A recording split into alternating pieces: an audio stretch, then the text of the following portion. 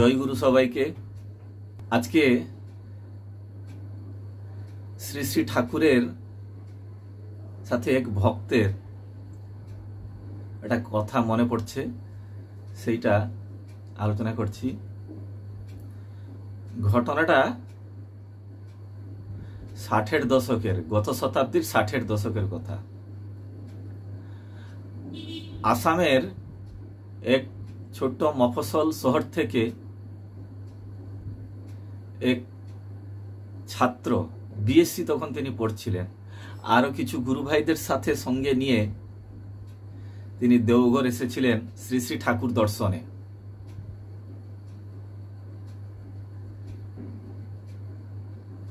দেওঘরে এসে তাদের সঙ্গে যারা ছিল, যখন ঠাকুর দর্শন করতে আসেন, শ্রী শ্রী ঠাকুর একটু ভিতরে ছিলেন, কিন্তু ইনারা দর্শন করতে পারছিলেন। শ্রদ্ধেয় অজিত গাঙ্গুলি দা সেখানে উপস্থিত ছিলেন। তিনি বাইরের দিকেই ছিলেন, ঠাকুর ভেতরে ছিলেন। এমন সময় শ্রী শ্রী ঠাকুর অজিত গঙ্গোপাধ্যায় দাকে ডাকেন। তারপরে শ্রী শ্রী ঠাকুরের কাছে তিনি যখন আসেন, ঠাকুর কিছু বলেন। তারপরে অজিত দা এসে ইনাদেরকে জিজ্ঞেস করেন যে আপনারা সবাই কোথা থেকে এসেছেন। শ্রী শ্রী ঠাকুর জানতে চাইছেন। তখন তারা বললেন আসামের একটা ছোট্ট মফস্বল শহর থেকে তারা এসেছেন। নামটাও বললেন, আমার নামটা সেটা এখন মনে নেই, আমার ঘটনাটা মনে আছে। যাই হোক, তিনি শ্রী শ্রী ঠাকুরের কাছে গিয়ে অজিত দা নিবেদন করলেন যে তারা এই জায়গা থেকে এসেছেন, আসামের। শ্রী শ্রী আবার অজিত দা শ্রী শ্রী ঠাকুর থেকে এসে ইনাদেরকে বলছেন, শ্রী শ্রী ঠাকুর বললেন আপনারা খুব ভাগ্যবান। কথাটা শুনে আমরা সবাই খুব খুশি হলাম। যিনি কথাটা বলেছিলেন তখন তিনি বিএসসির ছাত্র ছিলেন, ফিজিক্স অনার্স পড়তেন তখন তিনি। তারপরে আমরা শুনে খুব খুশি হলাম। তারপরে 1-2 দিন স্টে করে, আমার সেইটা শ্রী শ্রী ঠাকুরের প্রথমই দর্শন ছিল। তারপরে আমরা আসাম রওনা দিই। এসে আমি এই কথাটা যে আমরা খুব ভাগ্যবান, এই কথাটা আমি সবাইকে বলি এবং আমি নিরামিষ খেতে শুরু করি। এটা আমার নিজের থেকে মনে হলো, নিরামিষ খাওয়াটা শুরু করি। কিছুদিন, মাত্র কয়েকদিনের পরেই ওই ছাত্রর পিতৃবিয়োগ হয়, তার বাবা মারা যান। স্বাভাবিকভাবেই মনে একটা বিষাদ ভাব।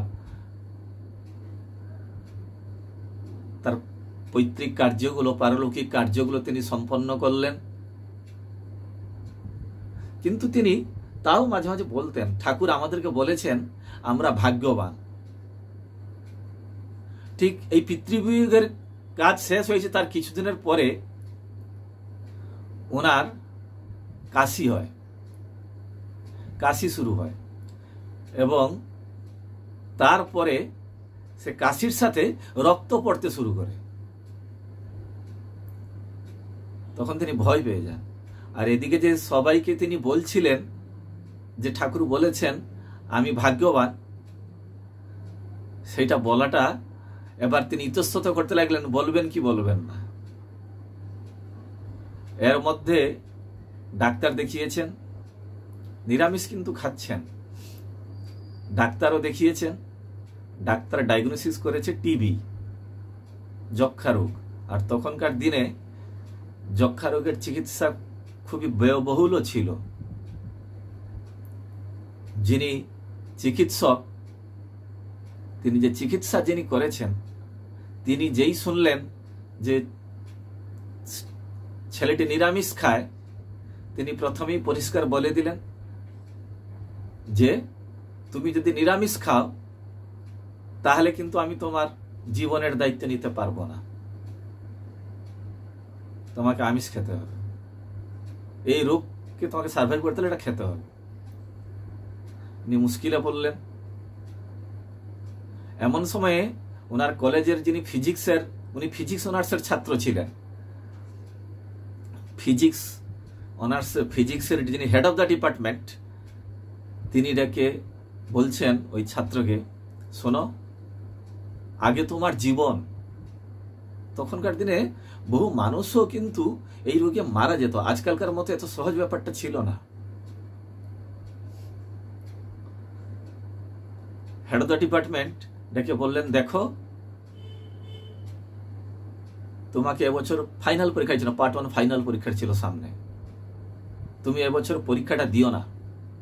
আগে তো আগে জীবনে ঠিক থাকো, বাঁচো সুস্থভাবে, পরীক্ষা না হয় পরের বছর দেবে। এদিকে ডাক্তার বলছেন নিরামিষ খেলে দায়িত্ব নিতে পারবেন না, আর এদিকে স্যার বলছেন ফিজিক্সের হেড অনুযায়ী তুমি এবছর পরীক্ষাটা দিও না, পরের বছর দেবে, ভালোভাবে প্রস্তুতি নিয়ে দেবে। আমি তখন স্যারকে বললাম, স্যার, আমি আরেকজনের কাছে ব্যাপারটা জানাবো, তিনি যা বলবেন সেই অনুযায়ী এগোবো। যাই হোক, অ্যাকচুয়ালি দুজনের কথা শুনে তারপরে তিনি শ্রী শ্রী ঠাকুরের কাছে তিনি চিঠি দেন।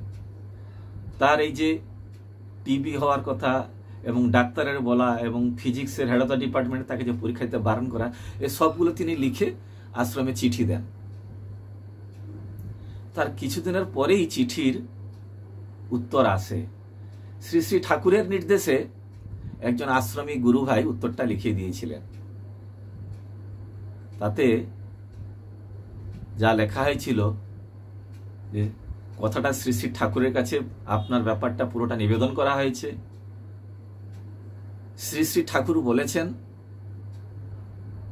যে পরীক্ষা তুমি নির্ধারিত যেমন ভাবে দেওয়ার তেমন ভাবেই দেবে, পরীক্ষা ড্রপ দেবে না, পরীক্ষা কিন্তু তুমি দেবে।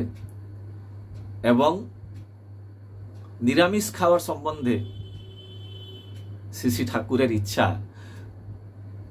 যে দুনিয়ার কে কি বলল ওইসব কথার সাথে তুমি শ্রী শ্রী ঠাকুরের কথার সাথে কিন্তু কম্প্রোমাইজ করতে যাবে না, এটা ঠাকুর ইঙ্গিত করেছেন। অর্থাৎ তিনি ঠাকুরের ইঙ্গিতটা বুঝতে পারলেন যে তার নিরামিষ খাওয়াটা নিয়ে তিনি যেন আর কারোর কথায় পড়ে ওটাকে যেন ভায়োলেট না করেন।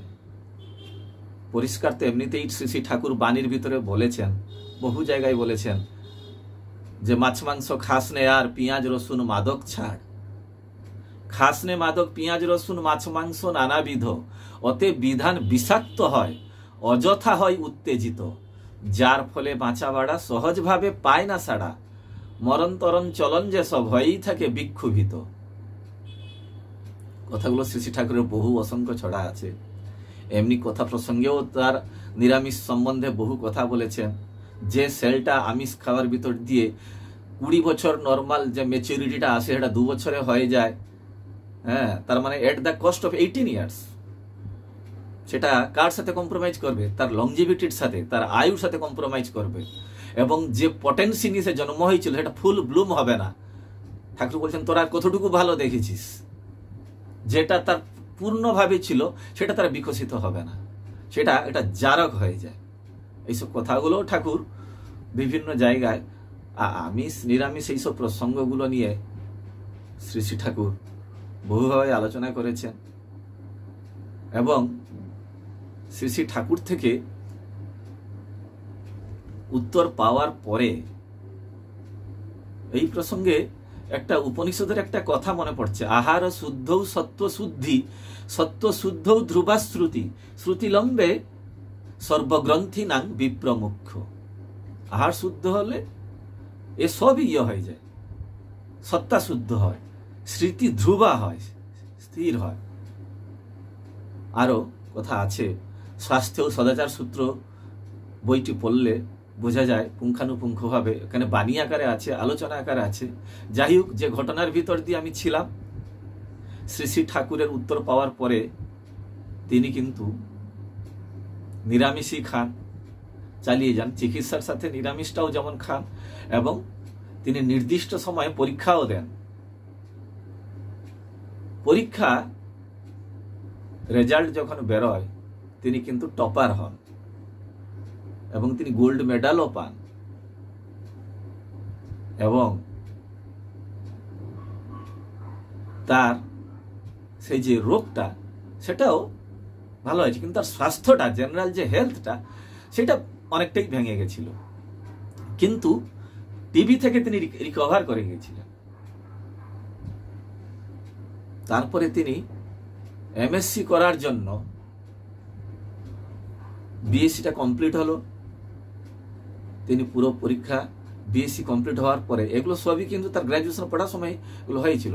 তারপরে by the passage of time তার অনার্স কোর্সটা কমপ্লিট হয়ে যায় এবং তিনি টপার হয়ে গৌহাটি আসেন, আসামের রাজধানী গৌহাটিতে আসেন পিজি করার জন্য, এমএসসি করার জন্য। সেইখানে এসে তিনি সৎসঙ্গের তৃতীয় পুরুষ পরম পূজ্যপাদ দাদার দর্শন লাভ করেন, সঙ্গ করেন। তখন গৌহাটিতে শ্রী শ্রী ঠাকুরের মন্দির নির্মাণ কার্যে দাদা খুব ব্যাপৃত, অনেক গুরু ভাই তাতে হয়েছে, সহযোগ করছে। এগুলো হচ্ছে 1960 সাল, 60-এর দশকের কথা। শ্রী শ্রী ঠাকুর সময়ে তারপরে ইনি শ্রী শ্রী দাদার সঙ্গ করেন। দাদা একদিন জিজ্ঞেস করলেন, আরেকটা কথা আপনাদের বলে রাখি, আমাদের একটা নতুন চ্যানেল খোলা হয়েছে যার নাম হচ্ছিল স্বস্তি পিওর ভেজ, যেখানে আপনারা সম্পূর্ণ নিরামিষ বিভিন্ন তরি তরকারি বা খাদ্যের উপরে যে রেসিপিগুলো হয়, মানে পেঁয়াজ রসুন ছাড়াই পুরো কিভাবে রান্না করবেন, তার কারণ নিরামিষে তো প্রচুর আইটেম হয়, তো সেইগুলো আমাদের ওখানে পোস্ট করা হচ্ছে। অনেকেই অলরেডি এটা জানেন, অনেকেই দেখছেন ভিডিও, আমি যা দেখতে পাচ্ছি অনেকে কমেন্টও আসছে, অনেকে অনেক কিছু জানতেও চাইছেন। তাই এই জন্যই খোলার উদ্দেশ্যটা ছিল, যাতে সবাই দেখতে পারেন, বিভিন্ন রকম নতুন আইটেম শিখতে পারেন। সেই জন্য আমাদের চ্যানেলটা খোলা আছে। যারা যারা এখনো চ্যানেলটা দেখেননি বা তার ভিডিওগুলো দেখেননি, ডেসক্রিপশনে আজকের ভিডিওর সেই চ্যানেলের আমি লিংক দিয়ে রেখেছি, অবশ্যই চ্যানেলটিকে গিয়ে সাবস্ক্রাইব করবেন, ভিডিওগুলো দেখবেন, আশা করি ভালো লাগবে। যদি ভালো লাগে সাবস্ক্রাইব করে দেবেন বা দিয়ে পাশে বেল আইকন প্রেস করে অল করে রাখবেন, দিলে দেখবেন প্রত্যেক দিন সেখানে বিভিন্ন রেসিপি পোস্ট করা হবে, আপনারা সেগুলো দেখতে পারবেন। যে আপনার জেনারেল হেলথটা এতটা আশানুরূপ নয় কেন? তখন তিনি বলেন যে সেই পুরো হিস্ট্রিটা তিনি তখন বলেন, ইতিহাসটা, যে টিবি থেকে কিভাবে তিনি রক্ষা পেয়েছেন শ্রী শ্রী ঠাকুরের নির্দেশে, এবং পরীক্ষা এমএসসি করছেন এখানে গৌহাটিতে। তখন পূজ্যপাদ দাদা তাকে নির্দেশ করেন যে কাল সকালে আমি আপনাকে স্বস্ত্যয়নী দেব।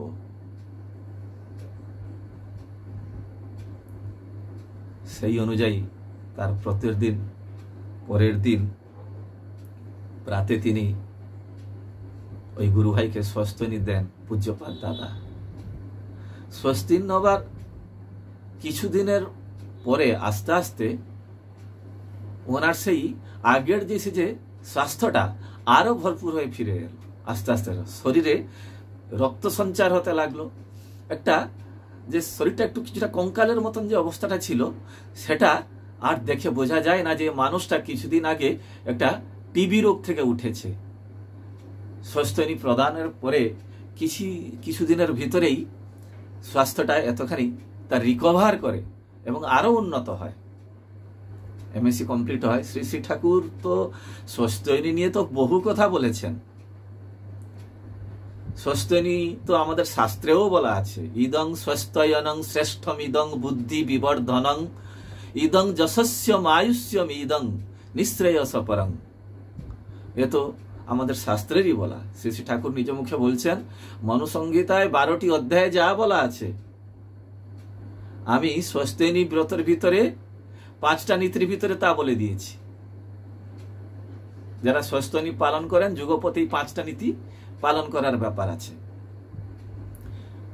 শরীরটাকে সুস্থ রাখা এবং সহনপটু করে তোলা, হ্যাঁ, যে কাজটা যে কর্মটা ভালো লাগছে সেটাকে বাস্তবে ফুটিয়ে তোলা ব্যাপার আছে।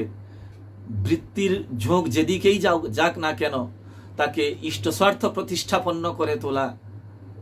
তাছাড়া সহ পারিপার্শ্বিক ধর্মের যে পরিভাষা শ্রী ঠাকুর দিয়েছেন, সহ পারিপার্শ্বিক বাঁচা বাড়া, অন্য বাঁচাই নিজে থাকে ধর্ম বলে জানিস তাকে। তাই নিজের বাঁচা বাড়ার গানে সব পারিপার্শ্বিককে উচ্ছল এবং উদ্বুদ্ধ করে শ্রেয়পরায়ণ করে তোলা। নব নব উন্মেষশালিনী উদ্ভাবনী ক্ষমতার ভিতর দিয়ে আহরণ পটু হওয়া এবং নিত্য ইষ্ট সকাশে নিবেদন। সস্তনী অর্ঘ্য বলুন, ইষ্টভৃতি অর্ঘ্যটা আছে, এটা মূল জিনিস। ঠাকুর বলছেন বেসিক জায়গায় ভাইলেট করলে হয় না, ওটা সামর্থ্য অনুযায়ী যথাশক্তি নিবেদন করার ব্যাপার আছে, ঠাকুর বলছেন। আর সস্তনী ঠাকুর তো বলছেন একজন অ্যাকচুয়ারি অর্থাৎ হিসাব শাস্ত্রবিদের মতে সস্তনী হচ্ছে একটা রিভলিউশনারি ইকোনমিক্স, বিপ্লবী অর্থনীতি। সস্তনী যে মন্ত্রটা দিয়েছেন শ্রী ঠাকুর, সংস্কৃততে যে মন্ত্রটা, শেষ লাইনে যেটা বলা আছে সেটাতে যে ঠাকুরের কাছে যে প্রার্থনা করা, সস্তনী ব্যাখ্যাটা আপনারা বিভিন্ন জায়গায় পাবেন।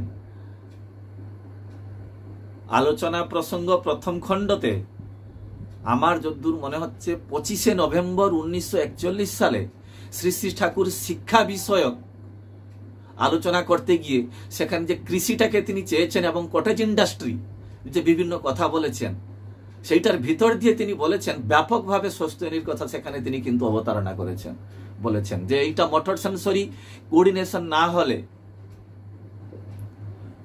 জাতি কিন্তু অগ্রসর হতে পারে না। সস্তনী মুক্তি আনে রাষ্ট্রসহ প্রতিজনে। শিক্ষা নিয়ে যে ঠাকুরের চিন্তা ভাবনা আছে, হ্যাঁ, কৃষিকে কেন্দ্র করে এবং আচার্যর যে মূল শিক্ষার যে মূল কথা, সেখানে তিনি সস্তনী নিয়ে কিন্তু আলোচনা করেছেন। প্রথম খণ্ডতে পাবেন 25শে নভেম্বর 1941 সাল, শেষের দিকে আলোচনা আছে। সেখানে সস্তনী নিয়েও আলোচনা আছে, শিক্ষা নিয়েও আলোচনা আছে। যে যত বড় হোক না কেন ভর দুনিয়ার মাঝে, যেমন করে হোক জানিস তাই সস্তয়নী আছে। যত ব্রত করিস না তুই শ্রেষ্ঠ সেরা সস্তয়নী, করতে করতে দেখতে পাবি উন্নয়নের খনি।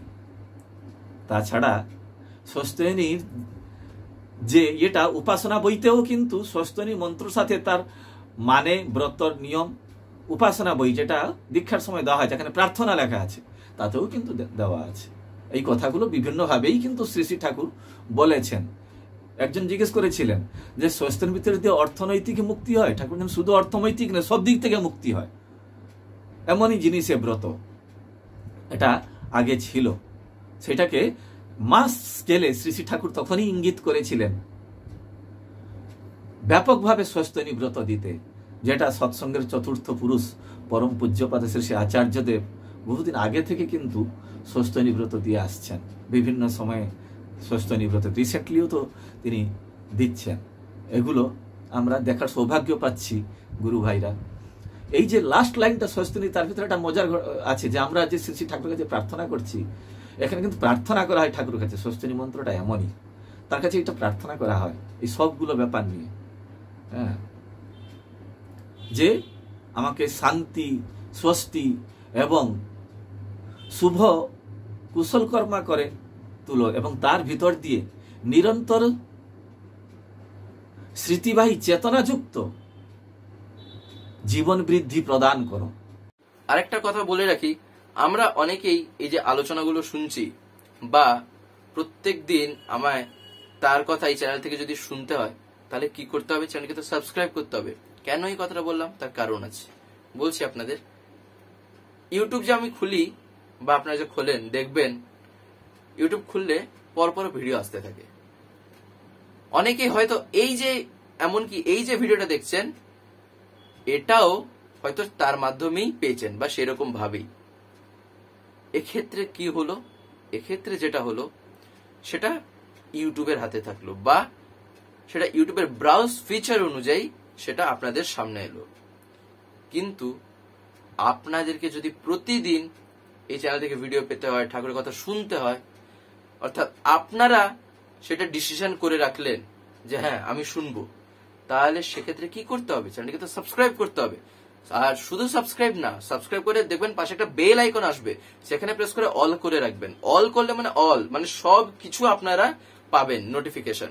আমি দেখবেন মাঝে মাঝে কমিউনিটি পোস্টের মাধ্যমে ছোট ছোট কথা জানিয়ে দিই, কিছু জিজ্ঞাসা করার থাকলে বা কিছু আপনাদের যদি বলা থাকে সেরকম অ্যানাউন্সমেন্ট থাকে সেগুলো আমি বলে দিই কমিউনিটি পোস্টের মাধ্যমে। কারণ কি আলোচনা করতে গেলে তো মিনিমাম আমি 20 মিনিটের কাছাকাছি একটা ভিডিও করি, যাতে কিছু একটু তো আমরা শুনতে পারি। 2-3 মিনিট আর কতটুকু বলবো, তাই না? 2-3 মিনিটে হয়তো টপিকটার উপরে জাস্ট একটু বলতে গিয়ে 2-3 মিনিট হয়ে যাবে, তাই এবারে বিস্তারিত আলোচনা করতে করতে একটু সময় দরকার। এই জন্য আপনাদের বললাম চ্যানেলটিকে সাবস্ক্রাইব করে রাখবেন, দিলে আপনারা প্রত্যেক দিনের ভিডিওগুলো পেয়ে যাবেন। যদি আপনারা না জানেন, বাড়িতে আলাদা যারা আছেন, যারা এসব জানেন মোবাইল করতে, বা ছোট বাচ্চারা যারা ইউজ আর কি মাহির ইউজ করতে, ওদের কাছে খেলার জিনিস তাদেরকে বলবেন, তারা করে দেবে। ঠিক আছে, যাই হোক, তাহলে চলেন আমরা যেটা শুনছিলাম সেটা আমরা একটু কন্টিনিউ করি। এইটা কিন্তু এই যে কথা ঠাকুর বলেছেন যে তুই আমার কাছে এটা প্রার্থনা কর, স্বস্তিনী শেষের যে মন্ত্রটা, তার ভিতরে এই কথার মিনিংটা এই দাঁড়ায়, হ্যাঁ, শুভ কর্ম কুশল করো, শান্তি স্বস্তি এবং নিরন্তর স্মৃতিবাহী চেতনা যুক্ত জীবন বৃদ্ধি প্রদান করো। এটার ভিতর দিয়ে আমরা যদি এগুলো করি, ঠাকুর বলছেন কনসাস এন্টিটি তো রইলই। এইটা আমার মনে হয় না জাতিস্বরতা বা স্মৃতিবাহী চেতনা লাভ করাটা এমন কিছু একটা বিরাট ব্যাপার, একটু প্র্যাকটিস করলেই হয়। পথের কড়ি গ্রন্থতে বাণী আকারেও ঠাকুর বলেছেন 231 কি 232 নম্বর বাণীতে। যাই হোক, যে গুরু ভাইয়ের প্রসঙ্গে আমি ছিলাম, সেই প্রসঙ্গে তারই এই ঘটনা। তার যখন এমএসসি পড়া শেষ হলো, তিনি একটা সেন্ট্রাল গভর্নমেন্টে চাকরি পান, এবং চাকরি পেয়ে ভারতবর্ষের যে উত্তর পূর্ব ভারতের রাজ্য মণিপুর রাজধানী ইম্ফলে তিনি জয়েন করেন চাকরিতে। সেইখানে থাকার সময় তখন ইম্ফলে মাত্র কতিপয় গুরু ভাই, উৎসব করা হবে ঠিক হয়েছে, তিনি সেখানে গিয়ে একটা করেন, উৎসব করা হবে। এর জন্য ততক্ষণে শ্রী শ্রী ঠাকুরের মহাপ্রয়াণ হয়ে গেছে, তারা উৎসবের আয়োজন করছেন। ইম্ফলে উৎসব হবে ঠাকুরের। আমরা জানি যে মণিপুরের রাজ্য, তার রাজধানী হচ্ছে ইম্ফল, নর্থ ইস্ট ইন্ডিয়ার। এমন সময় তারা যখন উৎসবের আশীর্বাদ প্রার্থনা করেন, তখন শ্রী শ্রী বরদা প্রিয়নাথ সেন শর্মা দাকে উৎসবের সাধারণ ধর্মসভায় বক্তৃতা করার জন্য, ইষ্ট প্রসঙ্গ করার জন্য পাঠিয়েছিলেন। এই প্রিয়নাথ সেন শর্মা শ্রী শ্রী ঠাকুরের সঙ্গ করেছেন। উৎসবের যেদিন হবে তার আগের দিন রাত্রে গুরু ভাইরা বসে সব বিভিন্ন আয়োজন করছে, বিভিন্ন প্রসঙ্গ উঠছে, কিভাবে কি হবে। এই সময় কথা প্রসঙ্গ ভিতর দিয়ে উঠলো যে প্রিয়নাথ সেন শর্মা একটা কথা বললেন যে মহাভারত যুগে শ্রী শ্রী ঠাকুর নাকি এটা বলেছেন, তিনি সেটা শুনেছেন, শ্রী শ্রী ঠাকুরের কাছে বসে কথাটা শুনেছেন, যে মহাভারত যুগে ভগবান শ্রীকৃষ্ণ, লীলাপুরুষ শ্রীকৃষ্ণর নির্দেশে অর্জুন মণিপুর রাজকুমারী রাজকন্যা চিত্রাঙ্গদাকে বিবাহ করেছিলেন। অর্জুন চিত্রাঙ্গদাকে বিবাহ করে যে রাস্তা দিয়ে নিয়ে গেছিলেন, সেই রাস্তার ধারে একটা কুয়ো নাকি ছিল, সেটা আজও অব্দি আছে। শ্রী শ্রী ঠাকুর বলেছিলেন, প্রিয়দা সেই কথাটা সেদিন ইম্ফলে যে উৎসব তার আগের দিন রাত্রে এই কথাটা বলেছেন। তিনি শ্রী শ্রী বরদার দ্বারা প্রেরিত হয়ে এসেছেন আলোচনা করার জন্য। এইটা যেই তিনি বলেছেন, সেখানে আসাম রাইফেলের একজন জওয়ান তিনি সেখানে ছিলেন। তিনি শুনে বলছেন, অর্জুন চিত্রাঙ্গদাকে নিয়ে যে রাস্তা দিয়ে গেছিলেন, সে রাস্তাটা কিন্তু আমি জানি। এগুলো সব ভাবলে লাগে যে শ্রীমদ্ ভগবত গীতায় তিনি বলছেন, বহুনি মে ব্যতীতানি জন্মানি তব চার্জুন তান্যহং বেদ সর্বাণি নত্যং ব্যর্থ পরন্তপ। হে অর্জুন, এর আগে তোমার বহু জন্ম গেছে, আমারও বহু জন্ম গেছে, তফাৎ হচ্ছে তুমি সেগুলো ভুলে গেছো, আমার মনে আছে। কিন্তু এবারে তিনি তো সেটা দিতে এসেছেন, তার কাছে প্রার্থনা করতে বলছেন স্বস্তির ভিতরে দিয়ে। যাই হোক, উৎসব হয়ে গেল। তার পরের দিনই সে আসাম রাইফলের সে গুরু ভাই এবং অন্যান্য নিয়ে সেই রাস্তাটা যে চেনেন, সেই রাস্তাটা এটা খুঁজছেন তারা। খুঁজতে খুঁজতে একটা জায়গায় একটা ঝোপের মতো দেখা গেল। ঠাকুর বলেছেন সে রাস্তার ধারে একটা ঝোপ, একটা কুয়ো ছিল।